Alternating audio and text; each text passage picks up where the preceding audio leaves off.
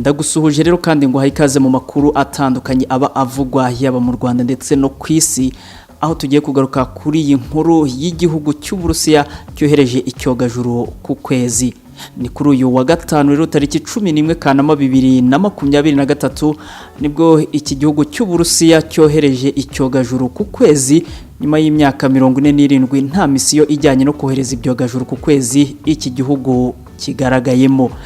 Iyi ni misiyo Uburusiya bwise Luna 25. Iki cyogajuru cy'Uburusiya kiramutse kigezeyo amahoro kiraba kibaye igihugu cya mbere ku isi gikoze amateka yo kugera ku gice cy'amajyepfo cy'ukwezi kizwi nka Luna South Pole. Kuri iki gice cy'ukwezi bikekwa ko hari amazi ari nacyo iki cyogajuru kigiye kuvumbura. Iki cyogajuru Uburusiya bwohereje kuri uyu wa gatanu n'ubundi kiri mu isiganwa n'ikindi cyogajuru cy'Abahinde nabo bohereje mu kwezi gushize.